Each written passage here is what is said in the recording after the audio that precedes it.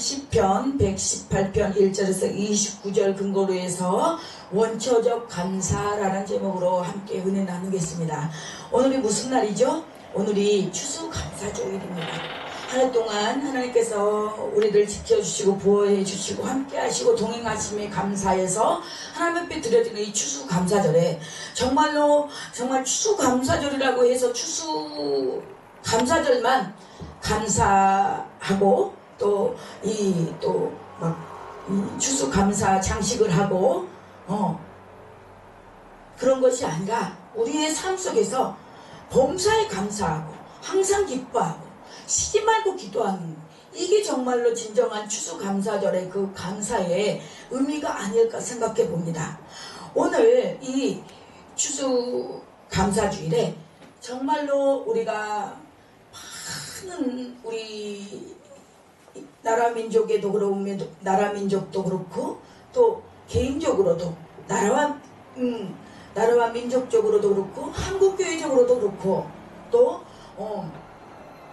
교회적으로도 그렇고 또 개인적으로도 많은 다사다난했던 그런 사건과 사고가 또 있었을 것입니다. 좋았던 일도 있었을 것이고 또 생각하고도 쉽지 않은 일들도 있었을 것입니다. 그럼에도 불구하고 하나님은 항상 옳습니다. 하나님은 그럼에도 불구하고 그분의 하는 일은 실수가 없으십니다. 우리 인간적이 봤을 때 하나님은 왜 나한테 이런 일이 닥칠까? 왜 이런 일이 나에게 있을까 생각할 수도 있지만 단정 지을 수도 있지만 그럼에도 불구하고 하나님의 일은 항상 옳습니다. 하나님은 실수하지 않으시다. 그 하나님의 실수하지 않으신 그 하나님께서 우리를 여기까지 인도해 주신 줄로 믿습니다. 오늘 이 시편 118편 1절에서 29절은 정말로 여호와께 감사하라. 그의 선하시며 그의 인자하심이 영원하미로다. 1절에 그렇게 나오고 마지막 29절에도 여호와께 감사하라. 그는 선하시며 그의 인자하심이 영원합니다라고 나오고 있습니다. 오늘 본문의 내용 전체가 하나님께 감사해야 되고 하나님은 선하신 분이고 하나님의 인자하심은 영원합니다라고 고백해야 하는 것임을 강조하는 것입니다. 이러한 글, 처음 글과 마지막을 동일하게 맞추는 것을 문학적인 용어로 인클로지어 그리고 또는 샌드위치 구조라고 말하기도 하고 수미상관 구조, 머리와 꼬리가 서로 관련 있는 구조라고 말하기도 합니다. 그래서 오늘 이 시편 118편은 113편에서 118편까지 이어지는 제2 할례시편 중에서 마지막 6번째에 해당합니다. 여기서 이 여호와께 감사하라 해서 이 감사하다의 문자적인 뜻은 손을 앞으로 내밀다. 우리가 찬양을 드릴 때나 기도를 드릴 때 깊은 감격으로 인해서 우리가 자연스럽게 손을 내밀 때가 있습니다.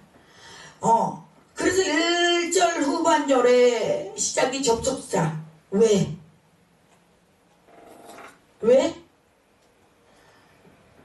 왜냐하면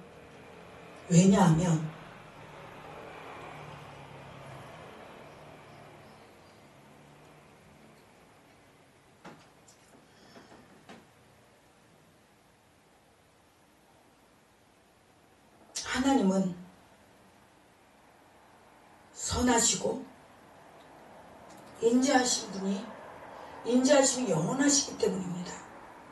이 인자하심, 그 헤세드에 대해서 말씀드리자면 하나님께서 언약, 계약으로 맺어주신 사랑, 실패하지 않는 사랑을 말합니다. 그래서 2절에 보니까 이제 이스라엘은 말하기를 그의 인자하심이 영원하다 할지로다. 요셉은 17살 때 형들의 시기로 말미암아 애굽으로 팔려와서 13년간의 종살이와 옥살이를 거쳐서 바로왕의 꿈을 해몽해주고 30차례 애굽의 총리가 됩니다. 그리고 약 9년이 지난 후에 형들을 만났고 그로 인해서 야곱의 가족들은 애굽으로 이주하게 되었고 형들은 늘 요셉에 대해서 두려운 마음을 가지고 있었어요. 왜? 요셉을 팔았기 때문에. 요셉을 판 일에 대한 보복의 두려움이었어요. 근데 마침내 아버지 야곱이 세상을 떠나자 이제는 아버지도 없으니 요셉이 보복할 것이라며 요셉을 판 지 약 40년이 지났음에도 여전히 두려워했어요. 응? 그래서 요셉에게 찾아가 용서를 빌었어요. 그때 요셉이 이렇게 말했습니다. 당신들은 나를 해하라 했으나 하나님은 그것을 선으로 바꾸사 오늘과 같이 많은 백성의 생명을 구원하게 하시려 하셨나이다. 창세기 50장 20절. 그렇습니다. 요셉의 개인적인 사건으로 봤을 때는 정말 그 얼마나 기구한 운명입니까? 남도 아니고 피 섞인 형제가 외국으로 팔아서 그래서 종살이 옥살이 해서 그 얼마나 기구한 운명입니까? 근데 그 기구한 운명이 반전이 됩니다. 애굽의 총리가 됩니다. 그 꿈을 애몽의 줌으로 말미암아 애굽의 총리가 됩니다. 응?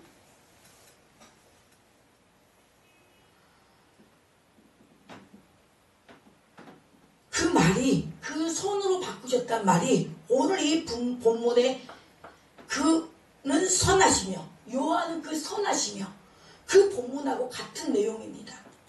그만큼 우리 하나님은 선하신 분이에요. 악의가 없으신 분이에요. 응? 우리 인간이 생각할 때 하나님이 나를 사랑하지 않아. 하나님이 안 계셔. 어떻게 살아계시면 나한테 이럴 수가 있어? 라고 벌어진 그 일들이 나를 해치기 위한 일들이 아니라 나를 죽이기 위한 일들이 아니라 나를 고통스럽게 하기 위한 일들이 아니라 하나님은 본래 하나님의 마음은 우리를 고통을 주고 근심을 주기 위한 마음이 아니라고 하셨어요. 근데 그 일들이 애굽에서 파는 걸로 끝나버렸으면 얼마나 이게 비극적인 일입니까? 근데 하나님의 이 섭리는요 반전입니다. 반전의 역사가 일어납니다. 그래서 요셉이 종살이 옥살이를 할 때는 하나님이 선하신 분이라고 생각하지 않았을 것입니다.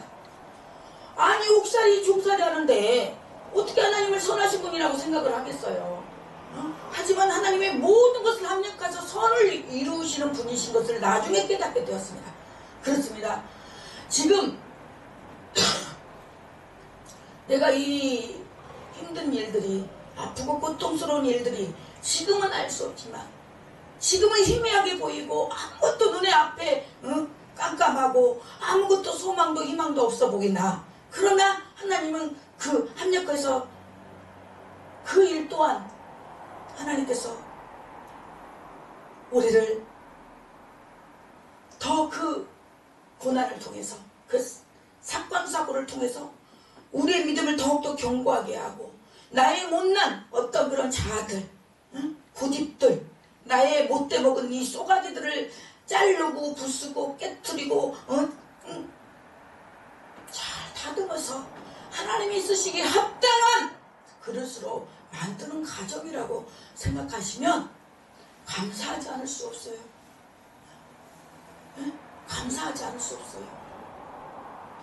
우리의 삶도 순간순간 하나님의 선하심이 받아들여지지 않을 때가 있어요. 하지만 나중에는 하나님께 선을 이루셨다고 고백하게 되고 아름다운 감정이 나오게 됩니다.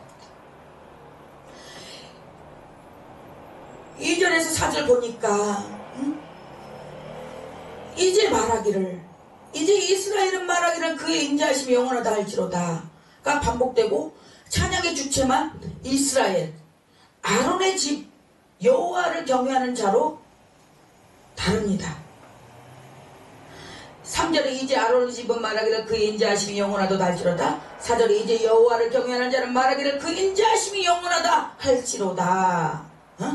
이스라엘은 야곱이 새로 받은 하나님께 받은 이름이에요. 언제? 야곱이 야복강가에서 천사와 씨름해서 이겼어요. 그때 네가 이겼다 해서 하나님께서 야곱을 이스라엘로 이름을 바꿔줬어요. 그때 이스라엘은 애굽에서 400년 동안 노예 생활을 하고 종살이 했었을 때 하나님께서 홍해를 열어주시고 광야를 거쳐 가나안 땅에까지 들어가게 하시며 구원을 베푸신 사람들이에요. 그들은 마땅히 하나님의 인자하심이 영원합니다라고 노래해야 되는 사람들이겠죠. 여기서 그리고 또 아론은 모세의 형이에요. 근데 그들은 아무런 조건과 자격도 없이 출애굽한 이스라엘 자손들의 첫 대제사장이 되었어요. 그리고 그의 자손들도 대를 이어서 제사장 직분을 물려받았어요. 그래서 아론의 직은 하나님을 섬기는 제사를 집전하는 거룩한 직무를 부여받았어요. 그래서 그들도 하나님의 인자하심이 영원합니다라고 노래할 수밖에 없었고, 또 여호와를 경외하는 자는 가문이나 신분이나 나라나 민족이나 개인 모든 것들을 초월해서 하나님의 구원을 체험하고 그 구원으로 인하여 하나님 되심과 하나님의 역사심을 신뢰하는 사람들이에요.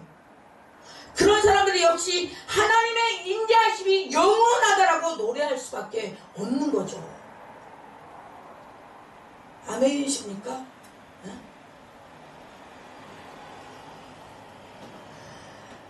6절에서 7절 보니까 여호와는 내 편이시라 내가 두려워하지 아니하리니 사람이 내게 어찌할꼬 여호와께서 내 편이 되사 나를 돕는 자들 중에서 계시니 그러므로 나를 미워하는 자들에게 보응하시는 것을 내가 보리로다. 이거 얼마나 정말 든든한 스폰서입니까? 얼마나 정말 힘이 되는 귀한 성경 말씀입니까? 여호와는 하나님은 내 편이래요. 그러면 하나님은 내 편이면 나도 하나님 편이 돼야 되지 않겠어요? 하나님만 내 편이 돼서 그냥 하나님만 내 편이 돼달라고 하고 정작 본인은 하나님 편이 안 되고 그냥 자기 멋대로 자기 기분대로 취향대로 자기 뜻대로 자기 지식대로 자기 경험대로 하면 되겠습니까? 하나님은 여호와는 내 편이시라 내가 두려워하지 아니하리니 사람이 내게 어찌할까? 하나님이 내 편이면요 사람이 어떻게 할 수가 없어요. 응? 자신을 하나님 편이 되게 하지 않으면서 하나님만 자기 편으로 만들려고 하는 자기 인생의 주인은 자신이고 하나님은 조력자, 교수로 만드는 거예요. 응? 내가 인생의 주인이 돼가지고 내가 하나님을 이렇게 저렇게 하나님을 그냥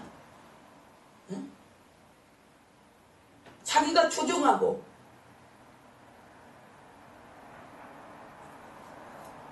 그러면 그게 인치적으로도 그렇고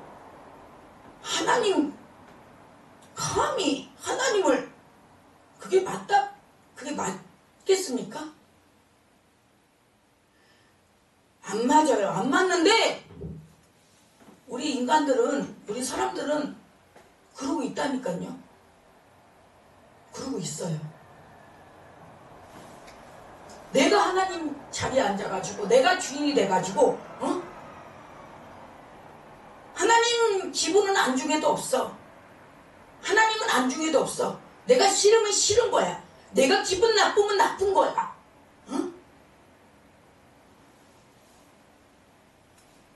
하나님 편에 생각한 게 아니라 내 감정, 기분, 내 자존심이 우선이에요.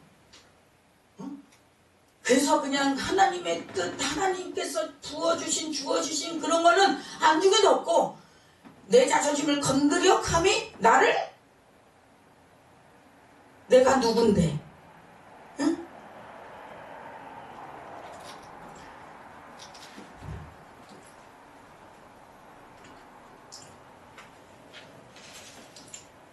8절에서 9절을 보면 여호와께 피하는 것이 사람을 신뢰하는 것보다 나으며 여호와께 피하는 것이 고관들을 신뢰하는 것보다 낫도다. 여호와께 피하는 것, 즉 하나님의 편이 되는 것이 사람의 편이 되는 것보다 나으고 고관의 편이 되는 것보다 낫다고 고백합니다. 무엇이요?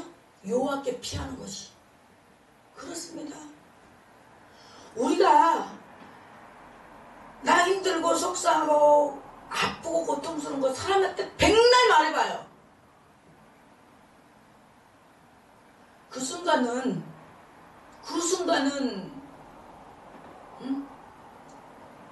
좋을지 모르지만 지나고 나면 허무해. 차라리 그 시간에 주님께 기도할걸. 낫다. 이 말은 토부, 가장 좋은, 최고라는 거예요. 다른 게 없다라는 거예요. 여호와께 피하는 것보다 다른 방법이, 다른 통로가 없다라는 거예요. 여호와께 피하는 것이 가장 좋고 가장 최고고 가장 최선이라는 거예요. 사람을 신뢰하는 것보다 하나님을 신뢰하는 것이 우리의 인간된 도리고,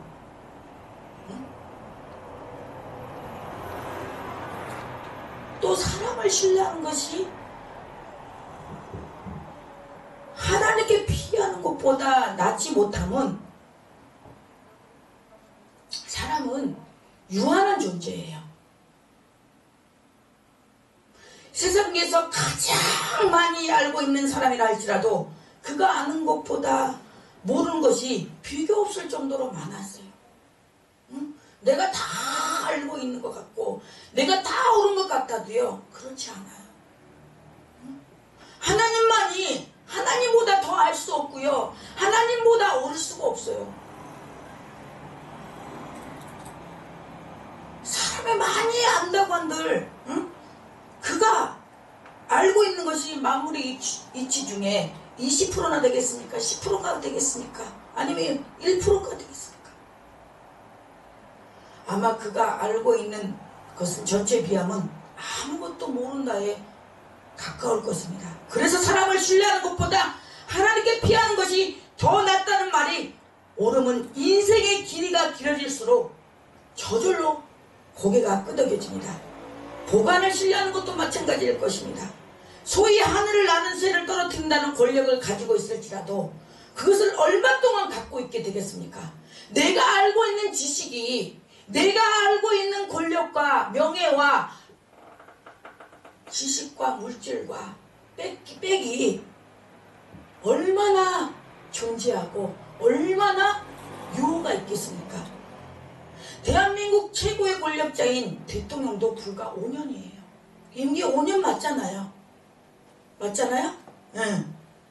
최고의 자리에 있을 때에는 많은 사람들이 머리를 좋아하는 것처럼 보여도 5년이 지나면 어떻게 되는지 우리는 다 수십 년 동안 다 보고 왔잖아요. 그래서 오늘 이 시편 기자는 문나라에 의해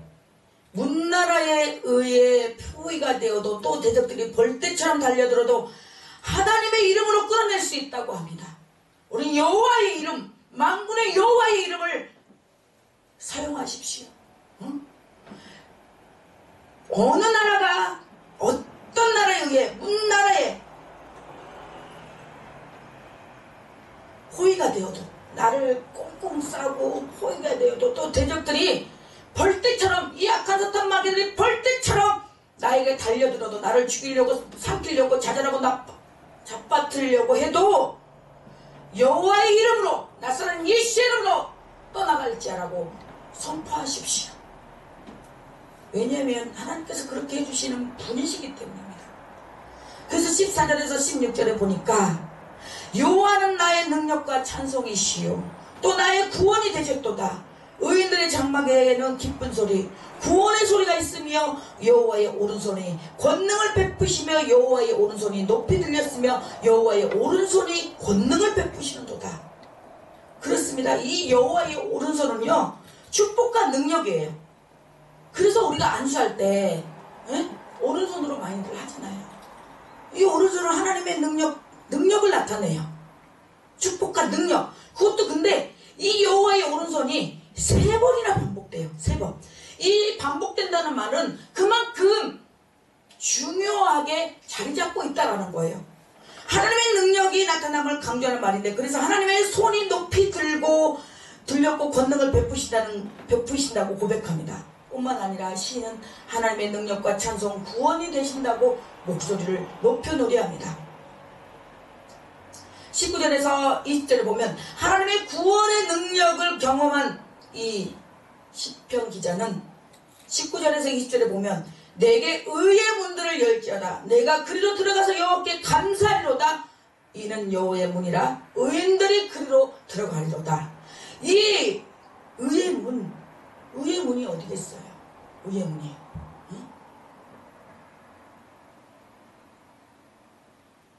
여호와의 문이래잖아요. 여호와의 문이 어디겠어요? 천국이잖아요. 그래서 의인들이 그리로 들어간다잖아요. 악인들은 천국을 들어갈 수가 없어요. 예?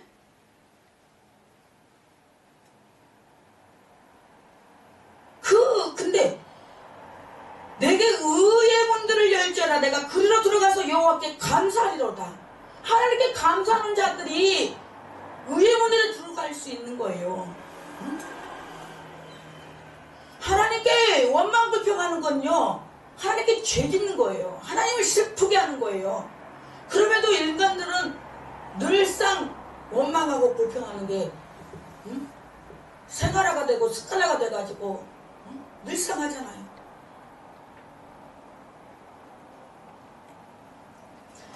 이 시편 기자는 고난 가운데 있었고 모든 나라에 쌓인 것 같은 상황에 처했었고 대적들의 벌떼처럼 달려들어 위기에 처해 있었지만 하나님의 도우심으로 승리할 수 있었고, 그 하나님의 은총에 감사하기 위해서 하나님의 전으로 들어가려고 하니 하나님의 전의 문을 열어라 목소리를 높여 노래하는 것입니다.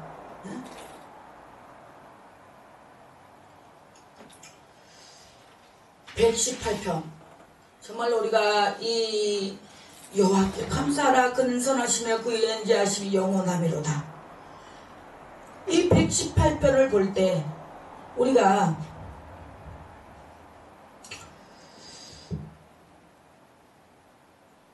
이 118편은 메시아의 예언시예요. 이 구절과 연관된 신약에 하나님의 말씀은 짝이 없는 말씀이 없다고 했잖아요. 마태복음 21장 8절에서 11절을 보면은 이 말씀과 똑같 인용된 말씀들이에요. 예루살렘으로 입성할 때 군중들이 외쳤던 기쁨의 노래 구절이 26절과 비슷하고,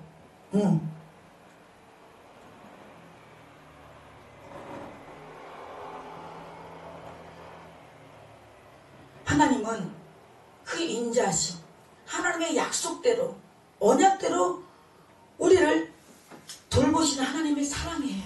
그 헤세드. 네가 말 안 들어서 나는 너하고 이제 끝이야. 절교하는 것이 아니라 네가 말을 잘 듣든 안 듣든 속을 썩이든 안 썩이든 그 헤세드, 하나님의 그 헤세드의 은혜,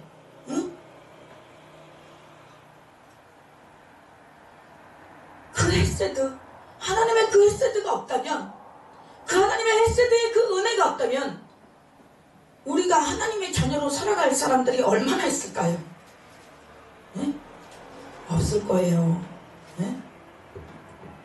정말로 이 의의 문, 예루살렘 성전의 문을 가리키는데 의로우신 하나님의 성소에 들어가는 문이기 때문에, 그리고 구속함을 받는 의인들이 출입하는 문이기 때문에 의의 문이라고 일컬었습니다. 그래서 우리가 인생길을 살다 보면 가시밭길이 있는가 하면 또 꽃길도 있고 자갈밭도 있고 돌짝밭도 있고 돌짝길도 있고 오솔길도 있고, 그러나 하나님의 이 길을 가는 이 길은 좁고 협착해요. 좁고 협착하기 때문에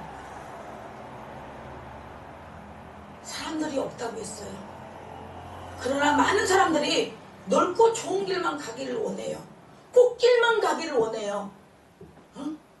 비포장도로 가는 거 원치 않아요. 그래서 자기에게 조금만 자기의 자존심을 팍 건드리면 그 모든 것을 내려놔버리고, 응? 나를 건드려? 나의 자존심을 건드려? 그리고 하나님의 뜻은 안중에도 없고, 응?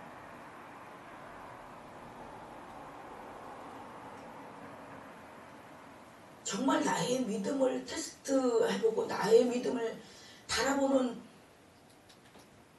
그 코스가 언제인 줄 아십니까? 사람들이 잘해주고 사람들이 나에게 높여주고 세워주고 할 때가 아니라 나를 힘들게 하고 핍박하고 나를 괴롭게 한 때, 그때가 정말 그 어둠이었던 시기가 한밤중이었을 때가 진정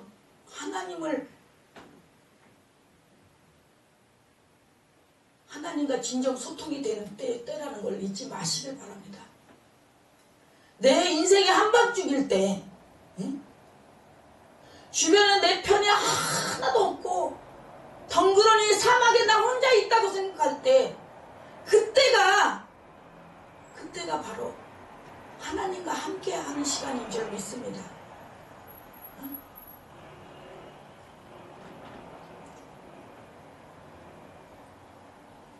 구원의 확신과 감사, 전초적 감사예요. 우리가 정말로 이 구원에 대해서 감사해 보셨어요? 응?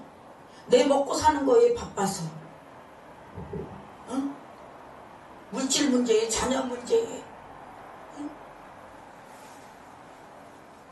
바빠서 정말 내가 구원받았다는 거에서 이 전초적 감사, 이 원초적 감사, 이 원초적인 감사에 대해서 생각해 보셨어요? 목사님 많이 설교 때 또 유튜브나 또 천국과 지옥, 많은 목회자들이 천국과 지옥을 설교를 안 한다 그래요. 근데 이 천국과 지옥을 말씀을 전해야 된다고, 그래야지만이 이 천국과 지옥을 우리가 바로 인식하고 그 삶 속에서 또 살아가면서 내가 정말 예수 믿고 구원받아서 영원한 생명, 영생을 얻은 것이 얼마나 감사한지 본인이 피부로 와닿고 깨달아야 돼요. 꼭 천국을 갔다 오고 지옥을 갔다 와서가 믿어지고 그게 큰 어떤 이슈가 아니라 내 삶 속에서 내 이 피부 깊숙이 이 천국과 지옥의 그런 것들을 우리가 캐치하고 인지하고 있어야 된다는 거예요. 근데 많은 지금 믿지 않는 사람이든 크리스천들이든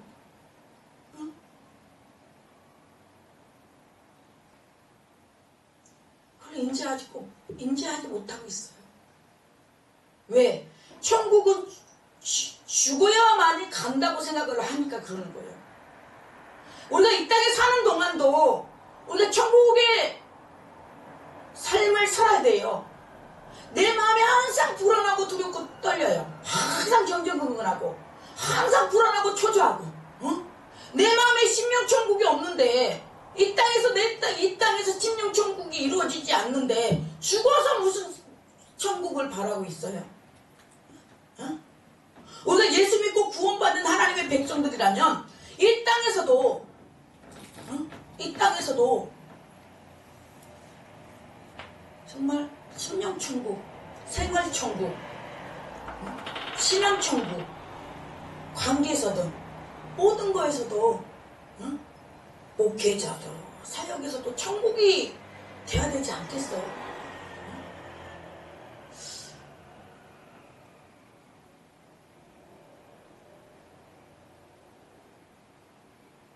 22절에서 23절 보니까 건축자의 버린 돌이 집 모퉁이에 버린 돌이 되었나니 이는 여호와께서 행하신 것이요 우리 눈에 기이한 바로다. 건축가는 여기 보세요. 건축가는 집을 짓는 일에 관한 최고의 경력자예요. 그 전문가의 눈에는 아무런 쓸모가 없는 돌이라면 건축재료로서 가치가 없음이 틀림없을 것입니다. 그런데 그 버림받은 돌이 집을 건축하는데 가장 필요한 모퉁이의 머릿돌이 되었습니다. 그 돌은 네모나게 다듬어 건물벽의 기초를 삼기 위해 집 모퉁이에 배치하는 것입니다. 그래서 그 돌은 건물벽의 기준이 될 뿐 아니라 두 방향에서 오는 건물의 무게를 견뎌야 했기 때문에 크고 단단한 돌이어야 했습니다. 이 비유는 이 시인의 고백인데, 이전에는 멸시받고 천대받고 누구에게도 주목받지 못했고 인정받지 못했는데 반전이 일어난 겁니다. 이제는 귀중하게 여기를 받는 것입니다. 그의 일이 일어나는 것이 자신의 능력으로 인함이 아니라 하나님께서 행하신 것이기에 기이하다고 고백합니다. 하나님의 일은 신명막측합니다. 또한 이 말씀은 신약 성경에서 인용되어 건축자가 버린 돌은 예수님을 뜻합니다.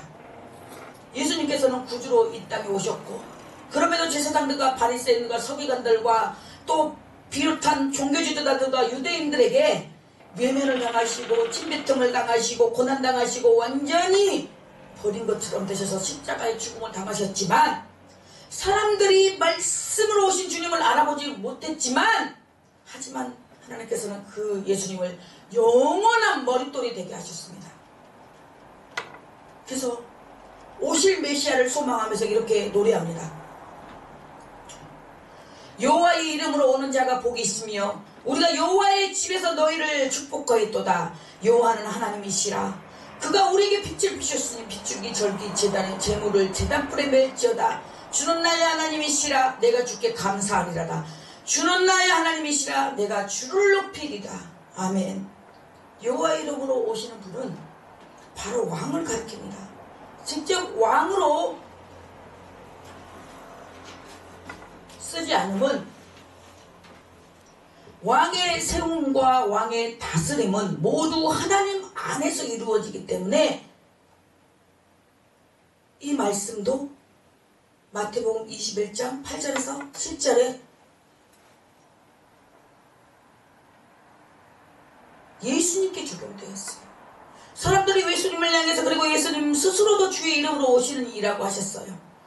여호와의 이름으로 오시는 분께서 우리에게 빛을 주셔서 우리의 자신과 세상을 밝히는 삶을 살게 하며 제단불에 재물을 매듯이 자신을 하나님께 드리는 삶을 살기를 권면하고 있습니다. 그렇습니다. 여기 보세요. 자기의 생각과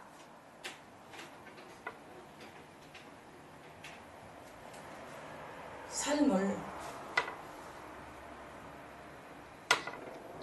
하나님께 드리세요.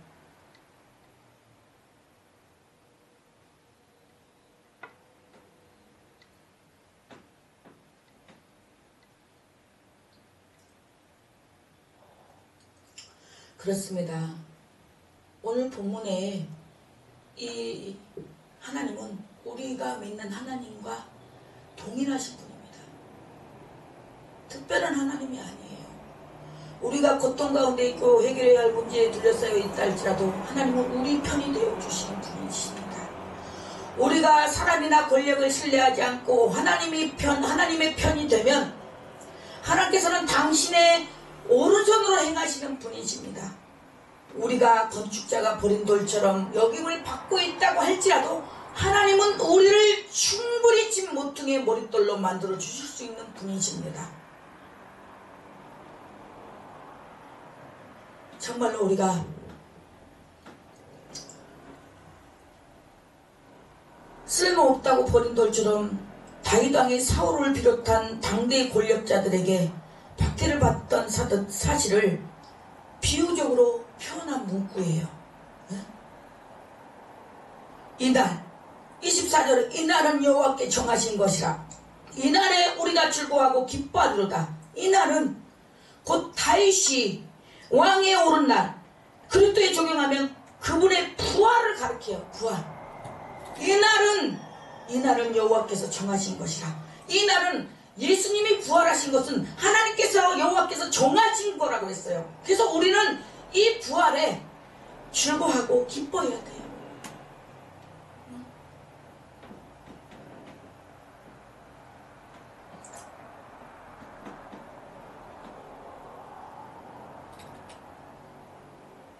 그러면서 29절에 다시 한번 주는 날에 여호와께 감사하라. 그는 선하시며 그의 인자하심이 영원함이라고 말씀하고 계십니다. 그렇습니다. 우리가 참 많은 일들이 있었지만 그 일들이 과연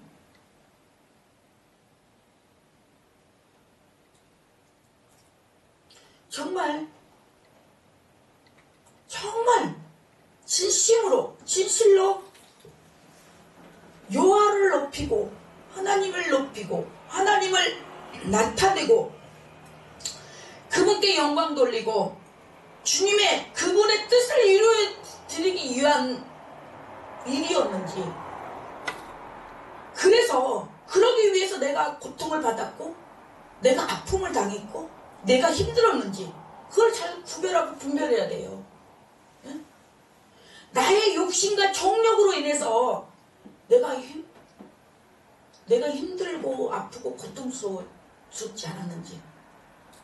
우리는 대부분 주의를 하다가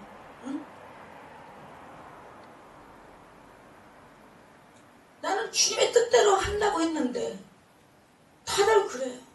저 역시 또한. 그러나 정말로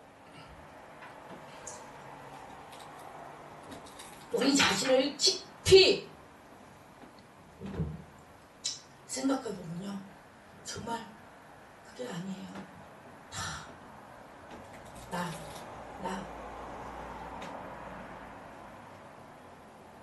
내가 생각했던 것대로 안 됐고 내가 추구하는 거로 안 됐기 때문에, 그래서 내가 힘들고 그래서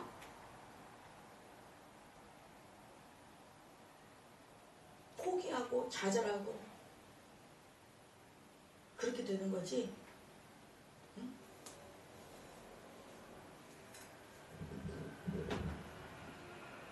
우리가 정말 내 자신을 정말 진정 여호와께 감사하라. 그는 선하시며 그의 인자하심이 영원하리로다. 그의 선하신 그 하나님의 그 선하심, 그 선하심,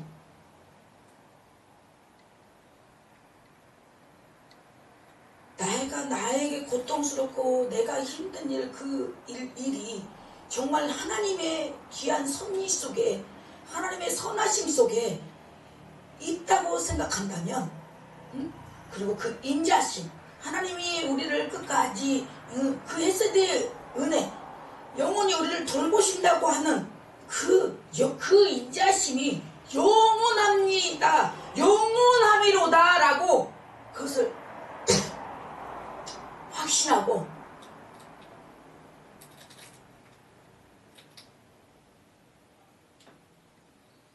그거를 내 삶 속에, 내 목회 속에, 내 사역 속에 적용을 한다면 여호와께 감사하지 않을 수 없고 응?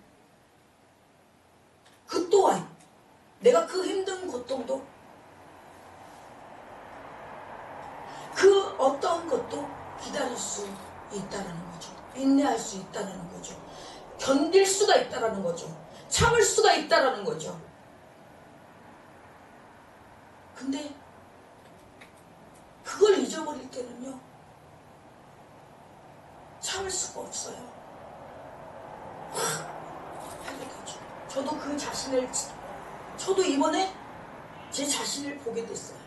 아, 내가 정말 진정으로 하나님께 감사하고 살았지 않았구나. 진정으로 하나님의 인자하심과 선하심을 믿지 못했구나.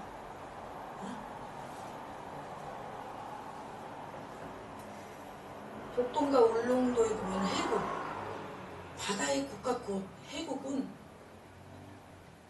정말로 그 매서운 바람 속에서도 꿋꿋하게 잘 견디고 지탱하고 해서 잘 산대요. 근데 그 꽃말이 기다림이라고 해요. 우리가 이 기다린다는 거, 참 다시 오실 주님을 우리가 기다리면서 다시 오실 주님을 주 예수여 오시옵소서 마라나타 기다린다고 하지만 정말 어쩔 때는 차라리 그냥 안 오시기를 더 바라고 있을 거예요. 왜? 주 예수여, 예수 오실 때는 우리는 하나님 앞에 다시 바다 앞에 쓰잖아요. 그렇기 때문에 부끄럽잖아요. 부끄럽잖아요.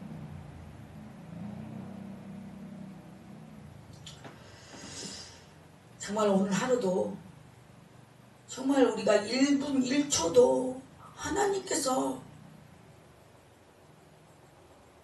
산소 주지 않고요, 공기 주지 않으면요, 우리 숨을 쉴 수 없어요. 숨 못 쉬면 죽어요. 근데 우리는 정말 이 숨, 공기, 산소 이런 것들 눈에 보이나요? 정말로 눈에 보이는 것, 눈에 보이는 것은 우리가 더 보이는 것을 추구하고 귀하게 생각하고, 그런데 이 보이지 않는 것은 정작 생각을 못해요. 잠깐 진짜 당장 눈앞에 보이는 거, 내 눈에 보이는 거, 먹는 거, 입는 거, 근데 보이지 않는 거, 보이지 않는 것은 우리는 생각을 안 해요. 눈에 보이지 않기 때문에, 당장 보이지 않기 때문에.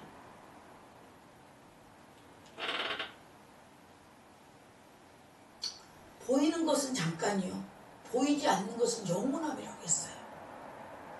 여기도 그 하나님의 그 선하심이, 그 인자하심이 보입니까? 우리 눈앞에, 우리 현실에 보여요? 하나님의 그 선하심의 그 인자하심이 정말 있다라면은 나에게 좋은 일만 있어야죠. 응? 근데 그렇지 않잖아요. 근데 영원하대요. 근데 우리가 이 보여지는 거, 명예, 물질, 권력, 백, 영원해요? 영원하지 않잖아요. 그래서 우리는 이제는 고차원적인 감사를 해야 돼요.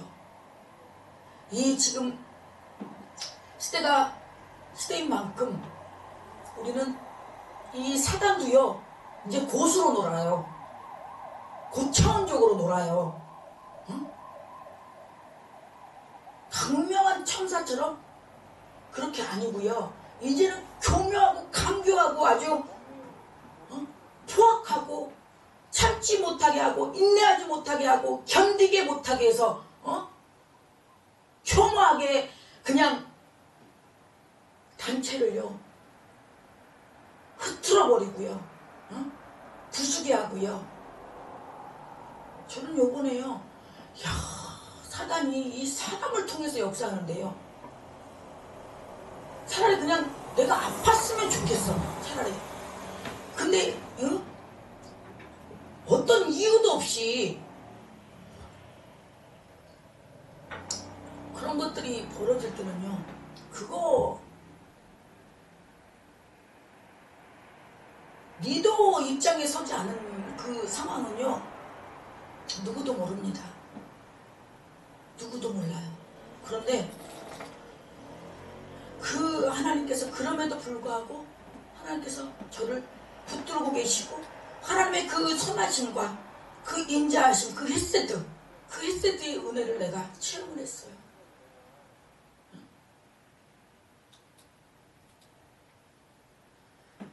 그래서 우리가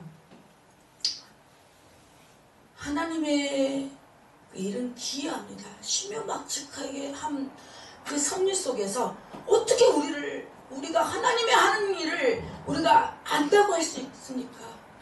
우리가 하나님의 일을 아는 건요, 요만큼도 10분의 요만큼도 우리는 몰라요. 그런데 좀 안다고, 좀 저기라고, 응? 너무 하나님 앞에 부끄럽지 않을까요? 저는 그렇게 생각합니다.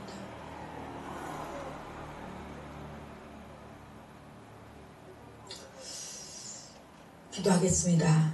하나님 아버지,